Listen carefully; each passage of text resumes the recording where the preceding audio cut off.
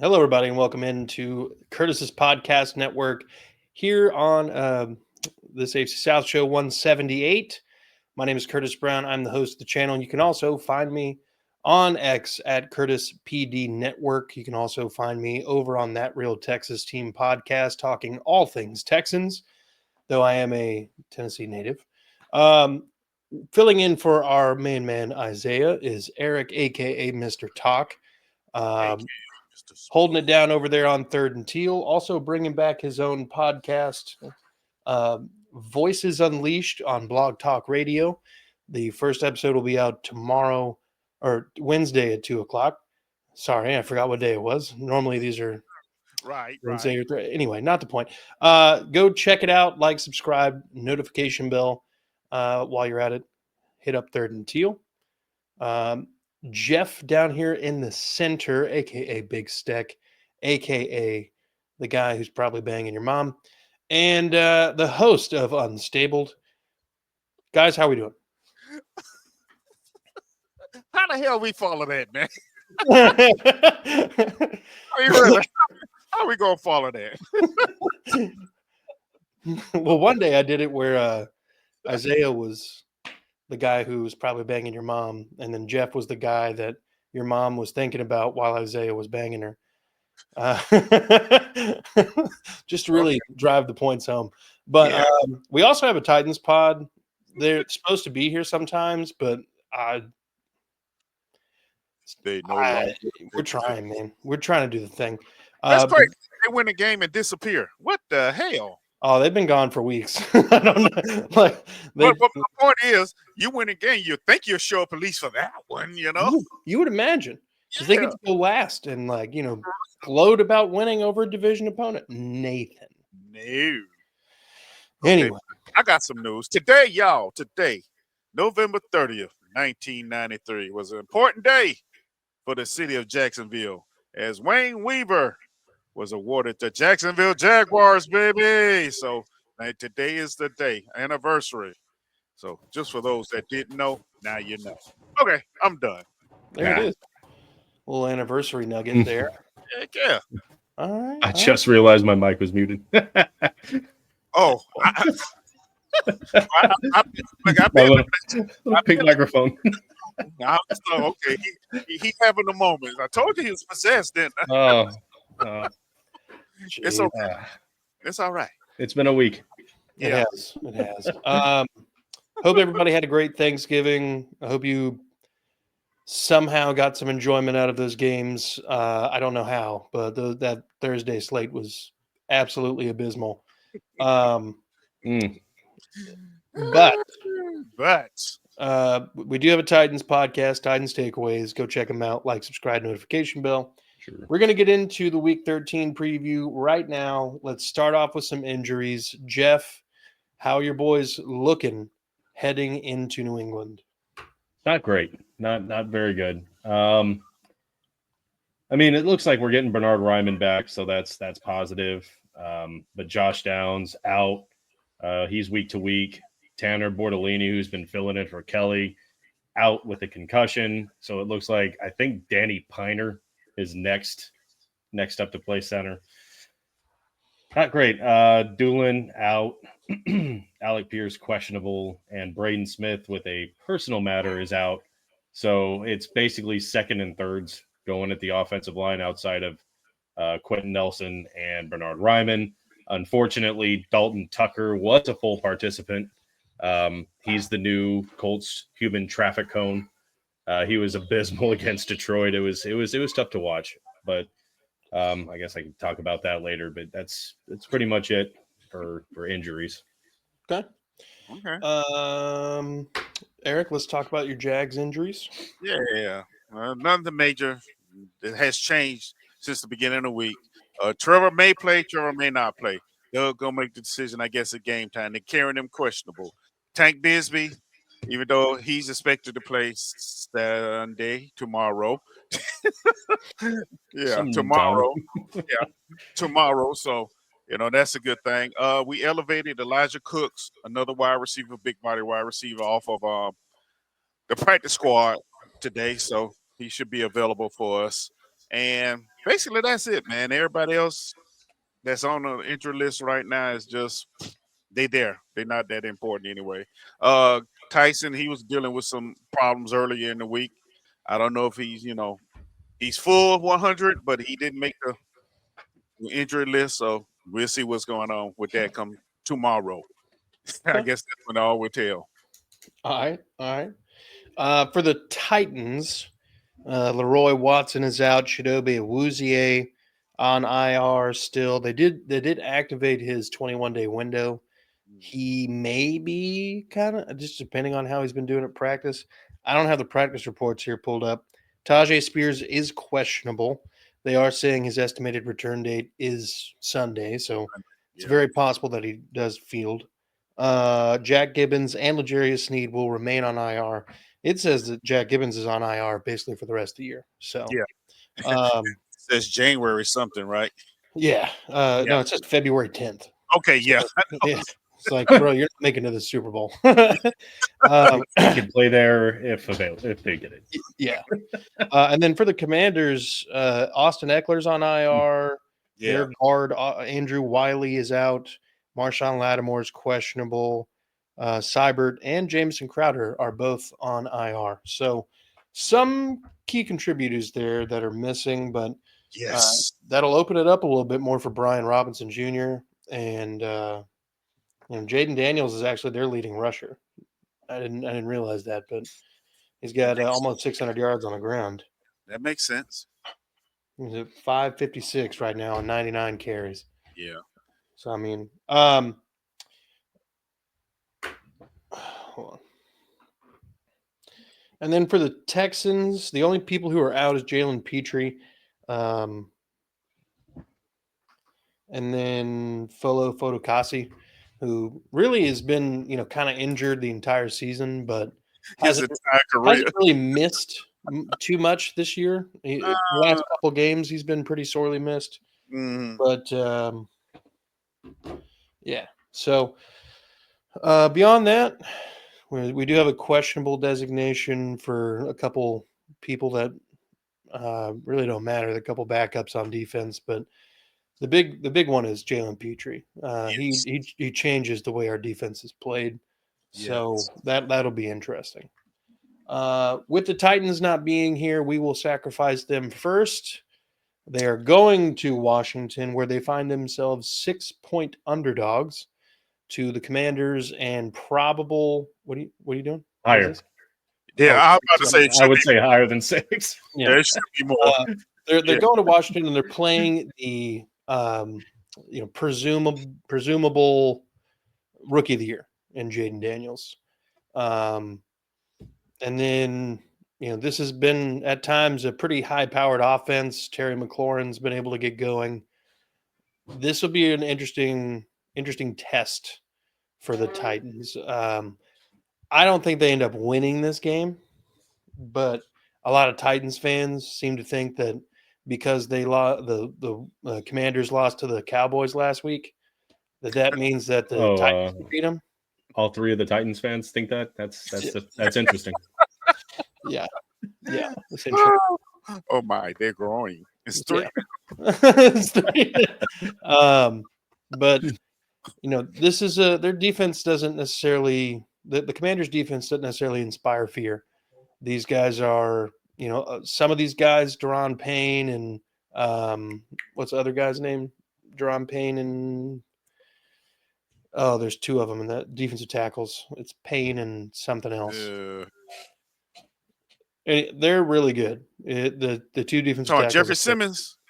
No, for the Sweat? Commanders. Yes, Simmons. Oh, the Commanders. Oh, I don't know Yeah. who they are. Who are they? It's Payne and oh my God, Deron Payne. I can see his face. I play with him in Madden a lot because he always ends up a free agent. Still got that star dev. Hold on, I'm pulling it up right now. Let me see. Defensive tackle.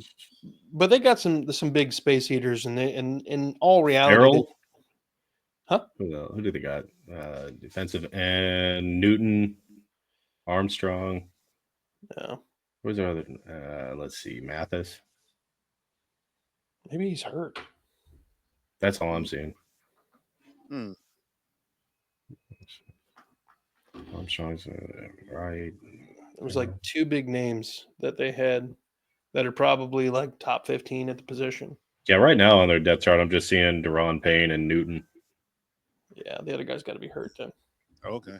Talking about Jonathan Allen. Jonathan Allen. Yeah, he's on IR.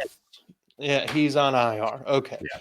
But Deron Payne's still a big boy. Mhm. These are both like SEC fat cats from back in the day. So they've been around the league a little bit, but Deron Payne is going to cause absolute hell for their backup center. The difference between what Houston fields, which is a completely undersized defensive line, when there's no Folo Fotokasi, is stark. Like we had guys playing defensive tackle at the one tech that are like 280. That's not heavy enough. No. So Deron Payne's at least 330. He's a big fella, and he's long. It'll be a little bit more difficult to run the ball.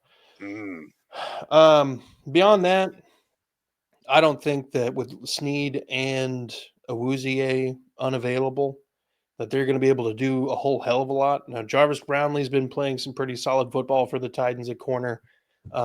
Definitely a surprise for this team, but it's just one guy out there.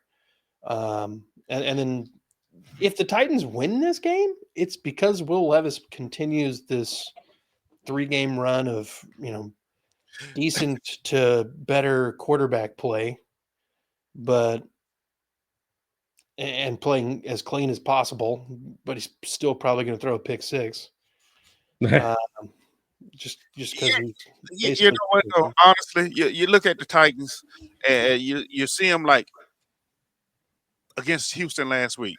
There's moments you're like, okay, yeah, I see it. And then what happens? They get in their own dang on way, do something stupid. There's a fumble, penalty, interception, some turnover, something. So you can count on it pretty much. They'll get in their own way. That's how they're going to end up losing this game. They won't get in their own way. Yeah. And Houston did everything they could to gift wrap that game. Yes. Yes. Like they gave that game away. All the opportunities that the Titans gave them, they gave the Titans infinitely more. Right. It's ridiculous. But this is not the same team that they're going up against. They're not playing Houston 2 weeks in a row. They're going to have a much better situation figured out. They're playing Dan Quinn, who's been playing scheming up some defenses for a long time. A long time. Yes. So I think he'll be all right. If I gun to my head, score prediction here, 44.5 over under. I'm going to go with Washington 29, awkward score, to 17. 17. How the hell they gonna get to 29? I'm trying to figure out right now. But okay, there'll be some mental gymnastics that have to happen. They'll get there. Maybe it's just like a randomly placed safety. Yeah, and then a field goal after it. But we'll see. Yeah. Oh, missed extra point and a field goal. Or, who knows? A safety somewhere. Who the hell knows? Exactly. They are. What's the weather going to be like in Washington? Is it going to be snowing or just cold, rainy? I'll pull it up real quick. You're going to make us pull out the M.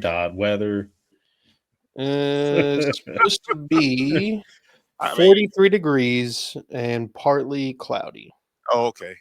That has no bearing whatsoever then. Okay. No. Yeah. So, Jeff, how are you thinking about this Titans-Commanders game? What are the ways to win and your score prediction? They're going to have to run the ball. Something the Titans are going to have to do that. They're going to have to keep the ball away from the Commanders. What? Oh, annoying. As soon as I start talking. Yeah, they're going to have to keep the ball away from the Commanders. Jaden Daniels is having a great season. And they're going to have to I feel like it's the formula for most of us. Pressure. I do think the Titans front is good. I think their defense has played pretty well for good parts of the season. They've kept them in a lot of the games. It's just the offense, like Eric said, they just find a way to shoot themselves in the foot. Yeah. And I think their defense has done enough, but I just think the Commanders are too much. I really do. I don't see really a way the Titans win. So I wasn't going to say 29, but I was going to go to a nice round number and say 30-17. I got to keep the Titans at 17. You know, Price is right me right here. Okay. 28. 7, yeah, no, 30. Jeez. All right, Eric. Make up your mind, man. Make up your mind.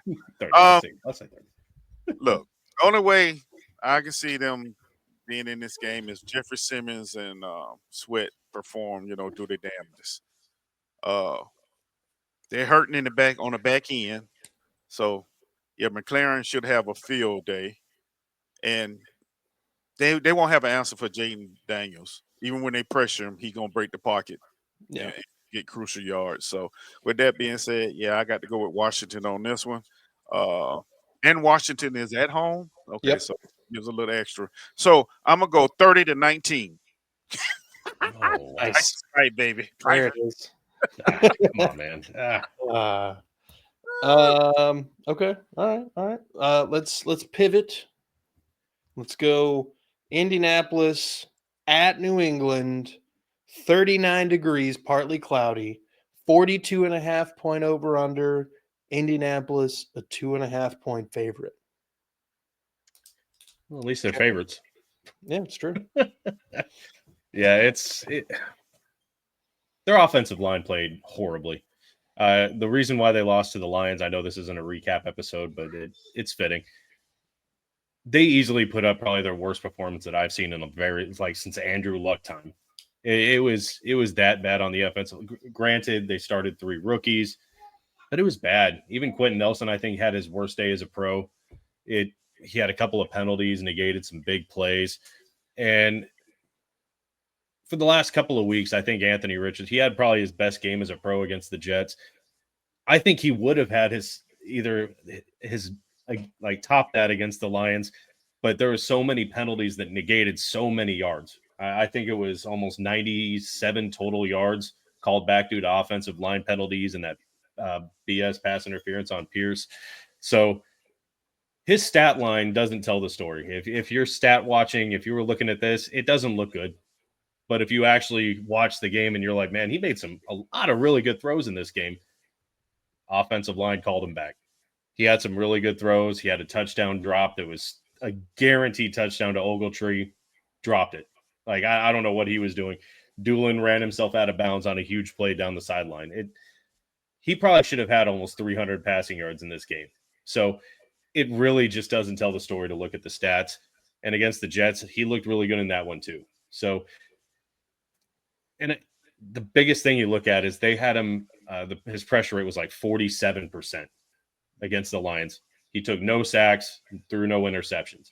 That's that maturity that I've been talking about with wanting to see from him. He's not making those big bonehead mistakes, at least the last couple of weeks. So he's gotten a lot better with his legs. He had some really good runs against the Lions. He had good runs against the Jets. They weren't big runs, but they were effective runs. So it seems like overall that benching looked like it kind of, flipped a switch in his head and he got it. Like he's getting the picture now. He's still overthrowing. I mean, he still made some mistakes, but he that's just what we're going to get with Anthony Richardson. But yeah, that stat line against the Lions just didn't tell the story. Now, moving on, the Patriots are not the Lions. They're not the best team in the NFL. They're not. No. I don't see a lot of pathways for the Patriots to win this. I think the Colts, at least their front 4, their front 7 should be able to just Jiminy Christmas. They should be able to take over the game. I don't. Drake May, he's a rookie. He's not. It just depends on what Gus Bradley does. Is he going to let Drake May sit back there and be comfortable? Yes.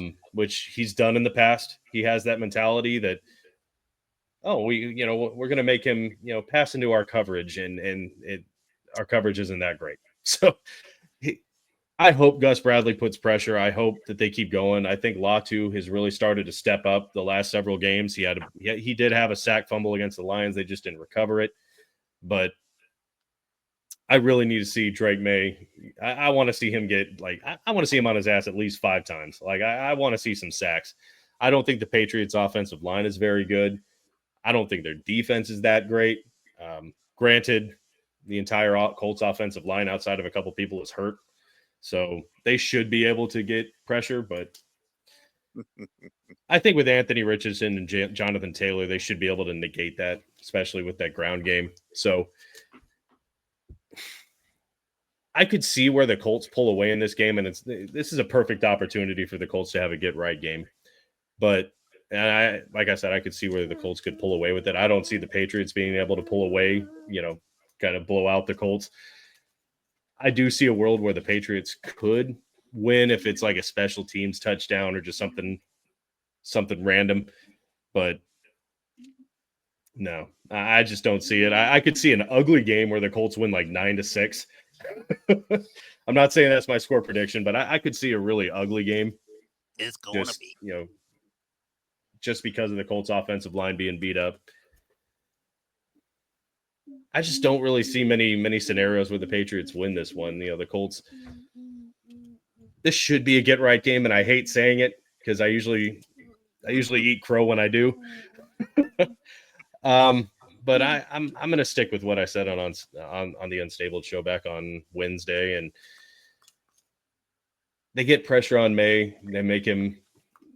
They force him into mistakes, and God, this kid. But and hopefully Jonathan Taylor and they can get his ground game going. That's really what they need to do. But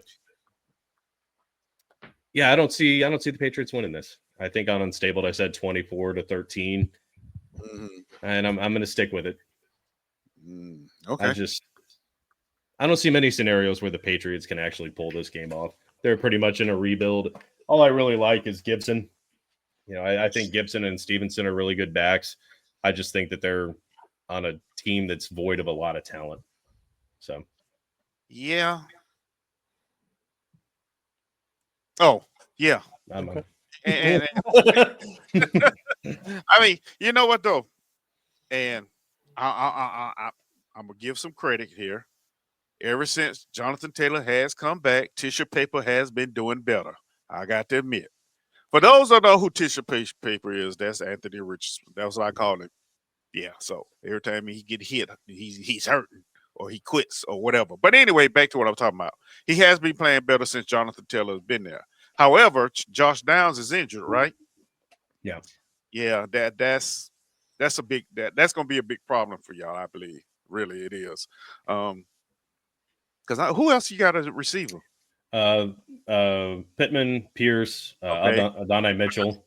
I don't know because Doolin's out too, so I'm not really sure who's behind that one, to be honest. So hopefully we don't see a lot of whoever the fourth is after that. Yeah, but Pittman been getting nicked up here and there during games too, though. Oh, so he's been hurt since like the preseason with back issues, and he's been battling it all year. So that just leaves Pierce, which Pierce can do some damage by itself if you get time. But with all that being said, I do see where New England is like that team, that little pester, little brother type of team right now that just gets in the damn way. No matter what happens, they just there, and they just fight and be pestering. The next thing you know, you're losing to them, and you can't figure out how you're losing to them. And that's the kind of the feeling Drake May gives. It's like 1 week he'll be horrible, the next week he's tearing everything up. Sort of like Minshew. So y'all should have kept Minshew, but but really, and weighing those two, I'm like, it's going to be a close game. It's going to be an ugly game. I think it's going to be an ugly game. So, but I'm calling for New England on this one. Sorry, Jeff. I would like to give it to you, but yeah, too many variables. Well, you got a wild man over there in New England. The score, 14-10. New England. Interesting. Of course, it's going to be more than that, but I'm going with 14-10 because I see it being ugly. Yeah. I can see it. Yeah, so that's the way I see it. I'm done. As Jeff and I were talking about before the pod, this is the only if the Colts have the opportunity to make this the only opponent all season that we have all beaten. Oh, We've all really? beaten. Yeah. Oh, wow. Yeah. Yeah. Titans that beat would be a them. big thing. Houston beat them. Y'all beat them, right? Y'all beat them in London. Yeah. Yeah. London. Yeah. Yeah. So look, realistically here, Jeff's saying that the Colts offensive line is, down to 2s and 3s. So in essence, that line of 2s and 3s, with the exception of Raymond, and is Nelson's playing? Quentin's there. He's coming off a terrible game against the Lions, but he's there. Okay. Outside of really the left half of the line, then they're basically trotting out what the Patriots have been trotting out every week. Yeah. They don't have any marquee name receivers that you're going to be like, oh man, gotta watch out for this guy. But they all kind of do the same thing. They're all really athletic, lanky, take the top off your defense. And what is Drake May really good at? Throwing the deep ball. Yep. What are the Colts really bad at stopping? The underneath shit. Did you see them against the Lions? Well, the Lions, that's what they everybody's bad against the Lions underneath. Everybody gets bad against them because that's what they do. They paper cut you to death. That's Yeah. what the Lions are known for. And like they're those slow 3-4 yard, 5 yard catches kind of milk the clock. It's a pseudo running game. But the Patriots, their way to win this game is to put Anthony Richardson in situations where he is prone to making mistakes. You want to make him uncomfortable, constantly move. In essence, you want another tap out game. That's what the Patriots need. They need that level of uncomfortability from Anthony Richardson. They also need Drake May to fucking not miss. Like, he needs to be on point. And, this is a young team with a young coach that is trying to look for some sign of something good going into the final stretch of the season, going into an off season where a lot of change is about to happen. A lot of people are going to be looking for new jobs elsewhere. Drake May is going to be there for a bit. Yes. So Drake May needs to put on a show to win this game. Do I think that is incredibly possible? No. More realistically, I think the Colts grind out an ugly, rushing heavy game against the Patriots. Like, I could see a 19-13 kind of game. Okay. But I also think that the Colts have a little bit more on offense than the Patriots defense can handle. I think Michael Pittman Jr. presents more of a problem than their defense is capable of dealing with. I think Jonathan Taylor is a problem for them. They've not been able to stop the run for shit this year. Joe Mixon was a big part of beating them. I know that when the Jags beat them, the running game was huge. And I know it was when the Titans beat them. Yeah. So you get the running game going, and you're already going to have a leg up with that because AR's in the game. You get the running game going. Make simple throws. Don't make mistakes. This game should be a lock for the Colts. That being said, I'm going with the upset. I don't necessarily have a lot of faith in it, but I want to gain some ground here in the fold of everything. Ugly game. Patriots win 21-20.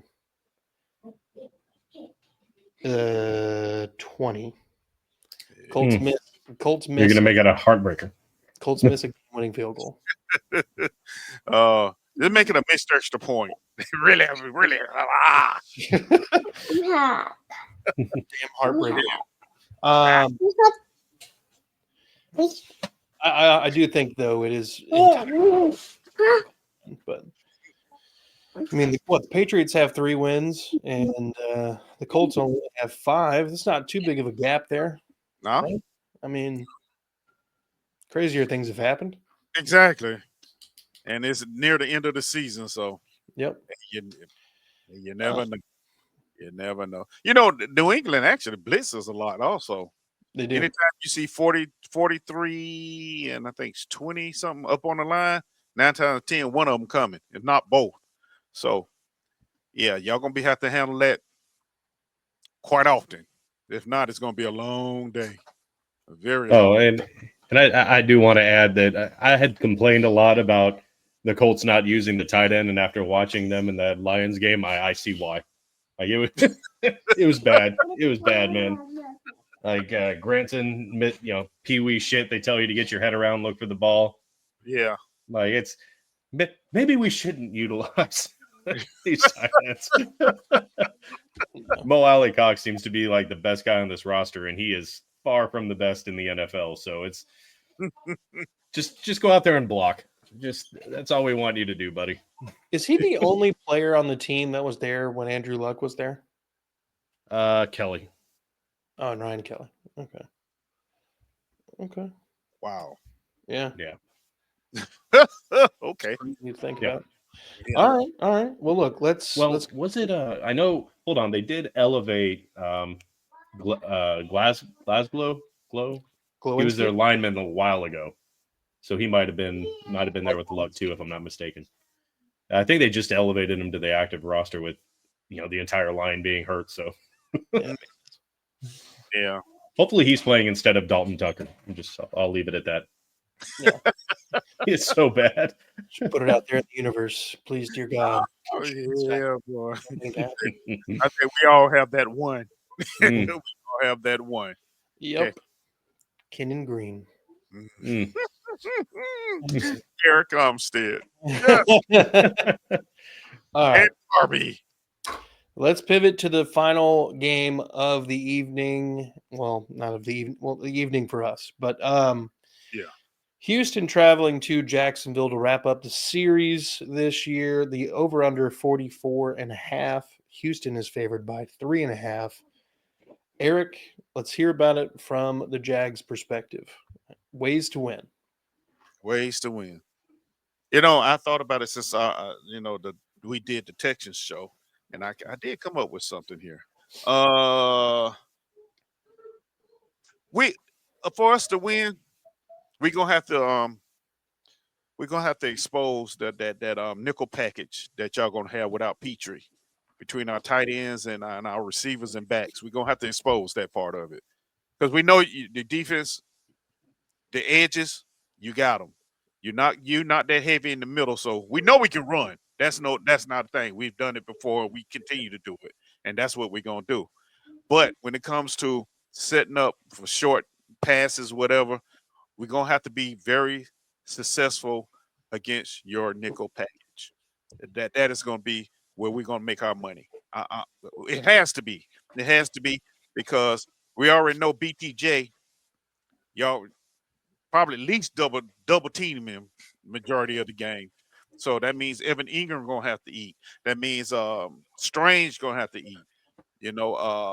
Parker Washington Jr., who's in there for Kirk, he's gonna have to get some eating done. So we're gonna have to utilize that because I think that is gonna be the weak part.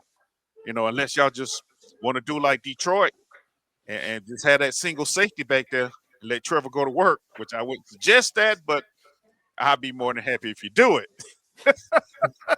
Okay, yeah. But defensively, man, we just need to stop somebody. That's all. We just need to stop somebody. Put Armstead inside where he belongs at tackle. Let Josh and Trayvon do what they do, and play ball, man. The only thing, like I told you, Monday night, Tuesday night. The only thing worries me is y'all have Tank Dell back now. When we played y'all the first time, y'all didn't have Tank Dell. Or Joe Mixon. or Joe Mixon, right? Both of them there. Hell, we couldn't even cover Nico Collins that game, and I was in the stands, so I saw this firsthand. So now you bring those two other pieces back. We we're gonna have a long day if we come in half steps. I know we're home and we're wearing our throwbacks again, which is sweet, man. But They do yeah, look sweet. if we don't come to play, it's gonna be a long day. It really is. You Yeah. know, personally, I would like Darby to be put on the bench somewhere. Bring Buster Brown in, put Tevin on the other side, Tyson on the other side, put Joris Jones in the slot. Man, our safety. We're gonna have to bring Dewey in for safety. I don't know. He can replace one of them, but because Savage and Cisco this year have just been horrible, man. I don't know what our safeties be looking at or what they be thinking back there. You can see like y'all just lost. Why are you so lost here? And that's where we've been getting hurt at is on that back end, basically, more or less. Yeah. So, I mean, we're -8 turnover ratio. Y'all +5. So it shows right there. So we that's what we have to do to win and to keep from losing. Yeah. Okay. Jeff, Jags ways to win. Yeah, they're gonna have to run the ball. I think that's the ways to win for everybody in the AFC South. They're gonna have to run the ball, and they're gonna have to really get after CJ Stroud. Like the sophomore slump is a very real thing, and he hasn't looked great. I think it's been, oh God, how many games since he's thrown a second half touchdown? Like it's been rough. It's been a rough go for him. Third or fourth week. It's not just him. I mean, the offense isn't scoring at all in the second half. Yeah. Week 6. Yeah. Yeah, it's been rough. They're gonna have to. I mean, the Texans are gonna have to fix that, but yeah, the Jaguars are gonna have to stop him from correcting that. They're gonna have to put the brakes on Mixon. He's had some really, really big games. He's been a big part of why the Texans have been as successful as they have to this point. They're gonna have to put a stop to that. But if you put a lot of people, have that effort on Mixon, you're going to have guys like Nico Collins, Tank Dell flying past you. So it's kind of a double-edged sword. So, but yeah, the Jaguars are going to have to make CJ Stroud pay for holding onto the ball, and they're going to have to stop Mixon. Yeah. Right. Yeah, and they're going to have to run the ball to keep their offense off the field. Yeah. Well, in response to both of those things, if the Jaguars' defensive coaching staff has not completely checked out at this point of the season, they need to use Eric Armstead as like a nose guard and just let him destroy Patterson, Juice Scruggs, and Shaq Mason. There's one particular play from last week that I would show Eric Armstead and be like, you have a lot of potential to just eat this team alive. And there was a play where Shaq Mason is being asked to block Trevondre Sweat. And Sweat, with one arm, throws Shaq Mason out of the way. Yeah, I saw that. Yeah. Like, you're gone, bud. And he was on the floor, just laying there. And I think he threw him into the center and just took both of them out of the play. That if the Jags defensive line coach or defensive coordinator is not completely checked out, that's the fucking move. To get on the Texans' perspective now, you gotta know that they watched the game film from all season. They watched the game from last time, and they found what they were doing. They're probably not going to make the same kind of boneheaded fourth quarter 2-minute drill, 4-minute drill play calls, throwing 3 straight passes in a situation where they probably should have run the damn ball because we couldn't stop them. You got to understand these things. You got to understand that, Slowick is not necessarily helping this offense. I don't know if you guys saw it or not, but his press conference the other day was hilarious. the people were just kind of like, so what's been going on with the offense this year? And he's like, oh, we got a lot of stuff wrong. Like CJ Stroud is a lot of problems, but or is some problems, but the offensive line is some of the problems. The wide receivers are some of the problems. Mm. The tight ends are part of the problem. Sometimes it's the running back. And it's just like, okay, if everybody has a problem, then the problem isn't with everybody. It's with you. Because your scheme, your play calling, it's not effective. It's not getting the best out of these people. You're part of the problem. You are probably the entire problem. Not to mention any subsequent hirings you would have made. The offensive line looks like they're getting coaching advice from, like, I don't know, first-year high school coaches. From Dalton Tucker. Yeah, literally. Juice Scruggs and Shaq and Jarrett Patterson, they're not an interior offensive line that is going to be moving much of anybody.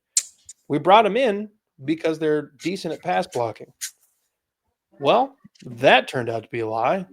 And then it's kind of spread now to Laramie Tunsil and Titus Howard, where Titus Howard is playing at an average level, and we're paying him, upwards of $18 million. Laramie Tunsil is playing at a slightly above average level. And then if you factor in his 12 pre-snap penalties, that's just pre-snap. That's not including the 2 holding calls. You take those into effect. You could count those as drive-killing sacks. Yeah, and then he would be a below average to just bad offensive tackle. And we're paying him $25+ million.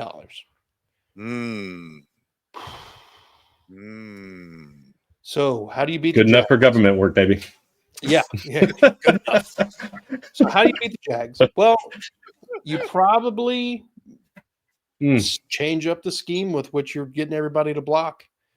Why? You adapt in the second half rather than not doing anything different. Why? Why? Another part of Bobby Slowick's press conference that pissed me off. He said defenses in the second half aren't really doing anything different than they did in the first half.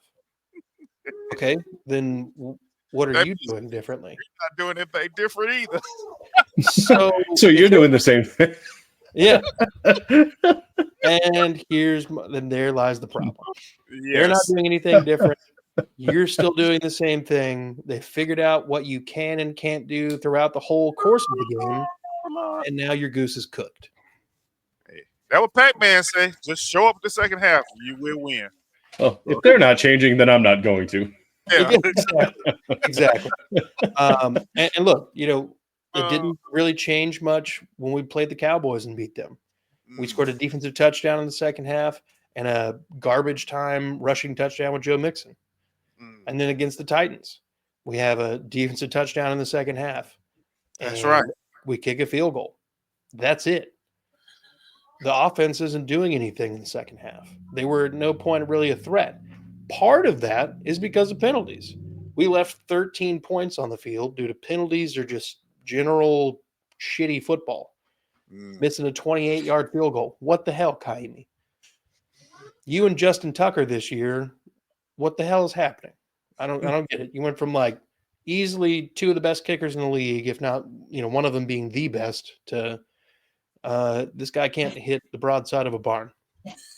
And this comes in a season that Kaimi Fairbairn has set the NFL record for the most 50+ yard field goals in a single season.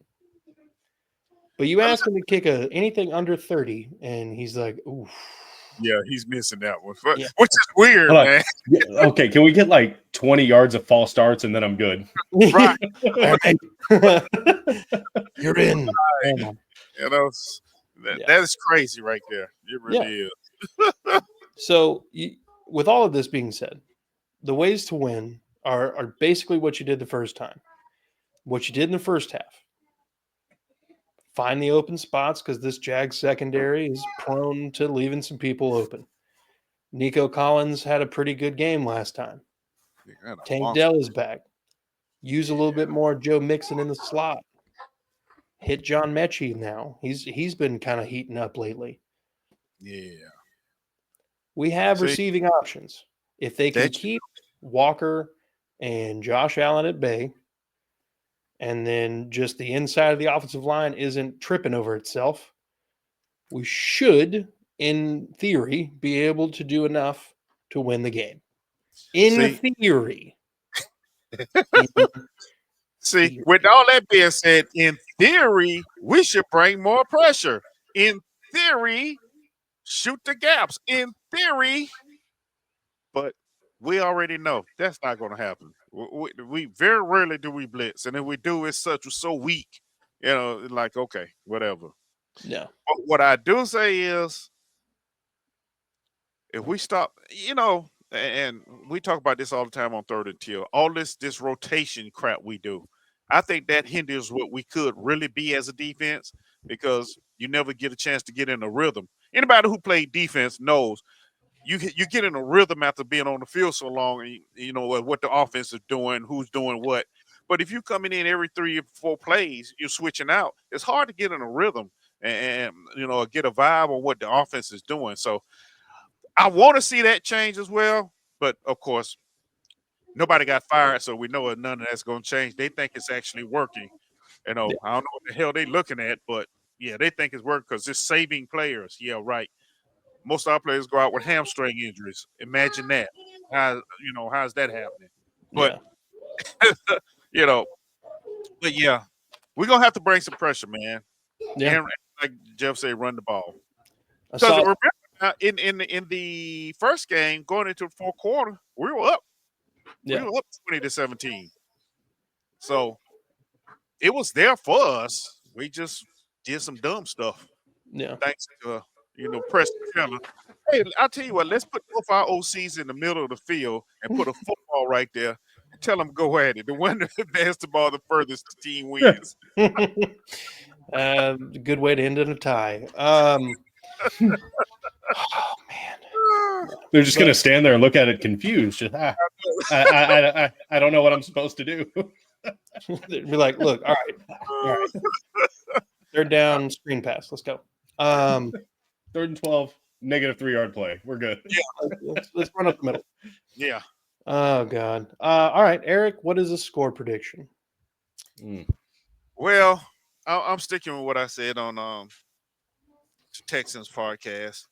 Okay. And yeah, I'm sticking with that. I think it was, 20? 28-24 if Trevor Lawrence. If with Jacksonville winning. 17-14 Houston if Mac plays. Yeah. I'll stay with that. Because I'm still not ruling out Mac Jones playing because that's the kind of games these idiots play these days. I don't know what it is by saying, yeah, our starting quarterback's coming back. I mean, especially with my job being online, I think I want my starting quarterback back out there. But then again, if he gets hurt, he going to catch hell also. His show already bad. So, yeah, it's one of those flip up in the air and see. Yeah. Hefe? Yeah, before I do this, Isaiah, I think, has been pretty clear about it, but I wanted to ask you, like, do you really want Trevor Lawrence back out there? Like, given how the season's gone? No. I say let him go on and get his surgery or whatever needs to be done to that shoulder. Go on and start recovery. So when training camp opens up, you're ready to go.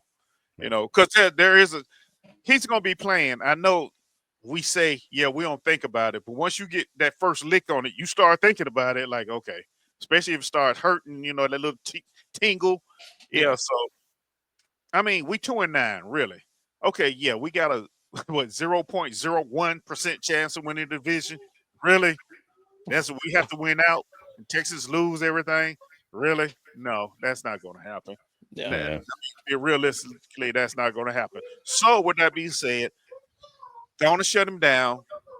Let's suffer through the Mac Jones so everybody get to see Mac Jones is not better than Trevor Lawrence. for all those Mac Jones We fans. already know that. We already know that. No. We know that. But there's plenty out there that do not. Mhm. You know. Okay. So it is what it is, man. Let's just shut it down and look forward to the draft and Yeah. new regime coming in. And I mean, why you want to see? That's the other thing. They know that they probably already know the U-Haul truck's coming. You know, so why you want to put him out there? Get him hurt. Then the new coach and GM come in. They got a hurt starting quarterback. Don't know what his future is. You know, Yeah. that's dirty. You know, that's dirty. That's dirty. You know, that's dirty pool. So Yeah. shut him down. Let him go on and get healed up. So when the new crew come in next year, we ready to go. Okay. Simple. That's how I feel. Yeah, I completely agree. As someone who suffered through all these Andrew Luck injuries, and we all know how his career ended and why it ended. I agree with what you're saying.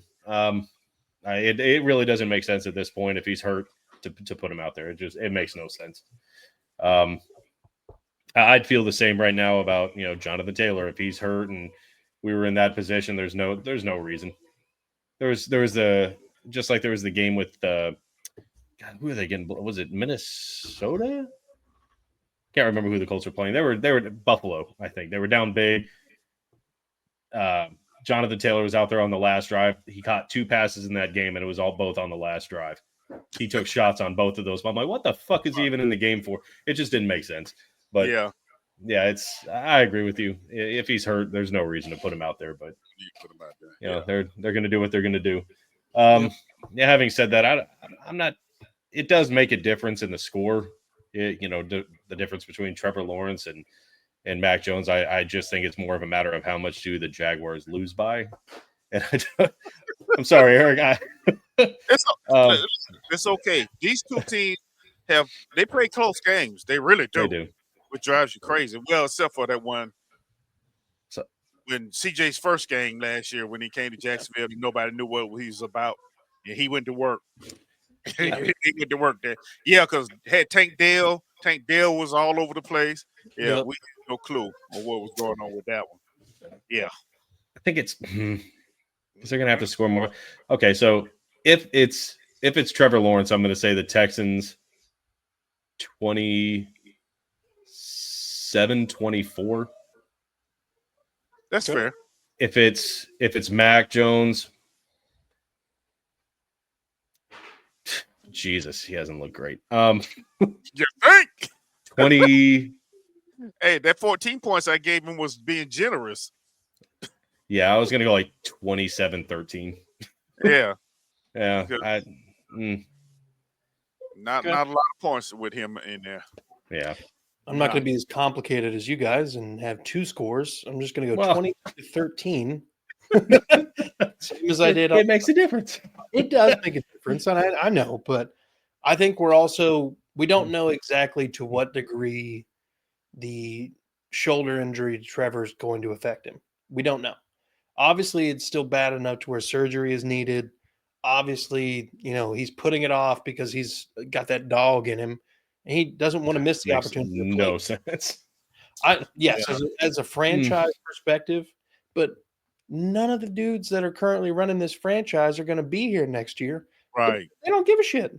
They're like, all right, hey, it might make us look better. Might see, and that's where ownership or whatever just needs to go ahead and just pull the trigger. If you're going to run him out there, yeah, you're fired now. Yeah. Yeah. I mean, I'm going to pay you either way. I'm not going to let you ruin the franchise guy that just signed a fat ass contract. I'm not going to let you do that. Exactly. That's where the owner should probably start to step in. If surgery is needed and they're going to still run him out there in a 2-9 season. Yeah. But or do this dumb thing right here. Put him out there and have him hand the ball off 35, 40 times this game and throw the ball maybe 10. Oh, like an homage to Bill Belichick. Yeah, just run it all but like one time. Interesting factoids to leave you guys with here. So CJ Stroud is the most pressured quarterback in the NFL this season. I believe it. The Texans edge rushing duo has created the most pressures out of a duo in the NFL. I believe that. The Texans defense as a whole has created the most pressures in the league. Hell, y'all blitz every other play. Of course, y'all gonna permit. Well, I mean, we do be some blitzings, but it ain't that bad. It's a lot, but it ain't that much. Yeah, it's damn near. I wish the Colts would do it a lot more. I'm just saying. Me too, Jeff. I wish the Jaguars did too. Brian Because Flores. that was the impression. Brian Flores gets 60% of the time. Yeah. And we're out here like 25. Y'all are like, it's every play. It's 1 and 4. Because it's noticeable. Yeah. It's noticeable. And I'm sitting there begging for a blitz every time it's 4. I'm like, right. Could you blitz one? How the fuck did you let up 3? Like, it was against the Lions, like 3 third and longs on a run. Come on, dude. There's also blitz.